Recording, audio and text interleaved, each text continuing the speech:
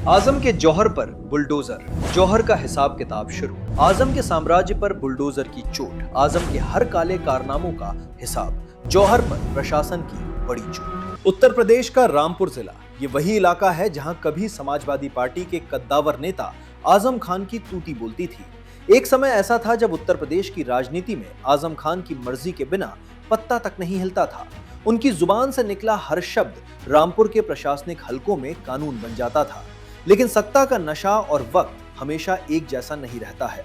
आज वही आजम खान सलाखों के पीछे हैं। आज उसी नेता के साम्राज्य पर बुलडोजर चलने वाला है।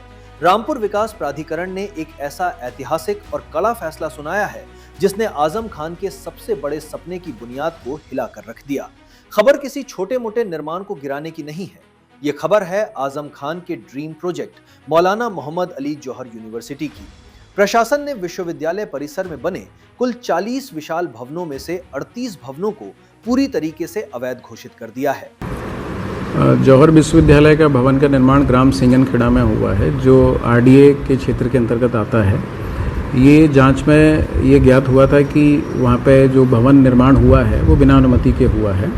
इसके संबंध में उनको नोटिस दिया गया था। उन्होंने लिखित जवाब अपना प्रस्तुत किया है। इसके साथ ही आज प्रातःकाल व्यक्तिगत सुनवाई का भी अवसर दिया गया था। सारी कार्रवाई संपन्न होने के बाद ये तथ्य प्रकाश में आया है कि जौहर यूनिवर्सिटी में 40 भवनों का निर्माण किया गया था, जिसमें से मात्र 2 ही भवन ऐसे हैं जिनका मानचित्र स्वीकृत है। शेष 38 जो भवन है बिना मानचित्र स्वीकृत कराए बनाए गए थे। इस प्रकार से इसको अवैध निर्माण पाया गया और उसके ध्वस्तीकरण का आदेश आज पारित कर दिया गया है। सर टोटल कितने भवन हैं? कुल मिला के 40 भवन वहाँ पे पाए गए हैं, जिसमें से 2 का मानचित्र स्वीकृत कराया गया है।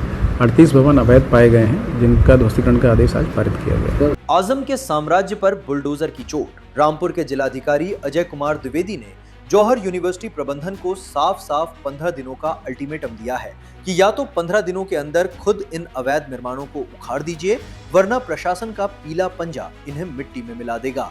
जौहर विश्वविद्यालय का भवन का निर्माण ग्राम सिंगनखेड़ा में हुआ है, जो आरडीए के क्षेत्र के अंतर्गत आता है।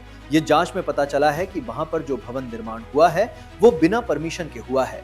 इसके संबंध में उनको नोटिस दिया गया था। वहीं एआईएमए के प्रवक्ता वारिस पठान ने अखिलेश यादव पर निशाना साधते हुए कहा कि इस मामले पर वो चुप क्यों हैं। देखिए, बीजेपी मुसलमानों से नफरत करती है, ये तो पूरे देश को पता है।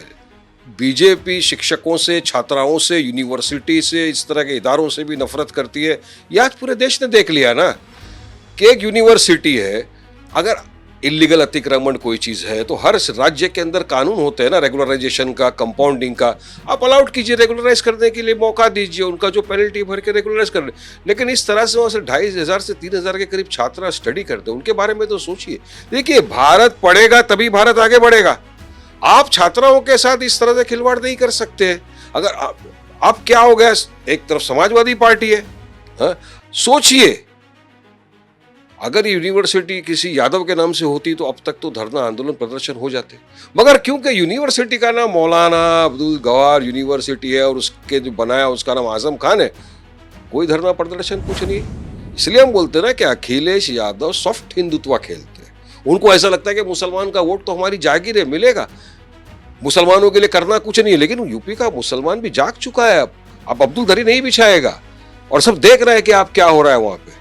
अगर बीजेपी को परेशानी है, नाम से नाम बदल दो, लेकिन इस तरह से यूनिवर्सिटी को बुलडोज करना मैं समझता हूँ सरासर गलत है।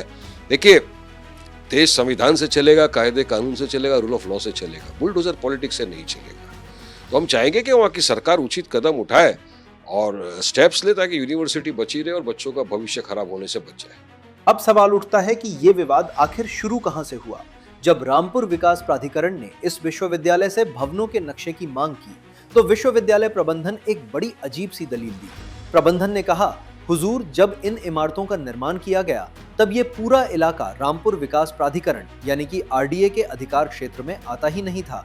ये क्षेत्र तो साल 2024 में आरडीए के अधीन शामिल हुआ है। जिलाधिकारी अजय कुमार द्विवेदी ने अपने फैसले में इस दलील की धज्जियां उड़ा दी। डीएम ने फाइलों को पलटते हुए साबित कर दिया कि साल 2024 से पहले ये पूरा क्षेत्र जिला पंचायत के अधिकार क्षेत्र में था। और सबसे मजेदार बात जानते हैं क्या? इसी विश्वविद्यालय ने अपने 40 में से 2 भवनों का नक्शा बाकायदा जिला पंचायत से पास करा लिया था। अब अदालत और प्रशासन ने इस पर तल्ख टिप्पणी की है और कहा है कि अगर विश्वविद्यालय को 2 भवनों का नक्शा पास कराने के नियम और कानून की जानकारी थी तो उन्होंने बाकी 38 भवनों के निर्माण के समय जिला पंचायत को अंधेरे में क्यों रखा। जौहर यूनिवर्सिटी से जुड़ी इस खबर को लेकर आपकी क्या राय है, हमें कमेंट जरूर कीजिए और हां, हमारा चैनल सब्सक्राइब करना मत भूलिएगा।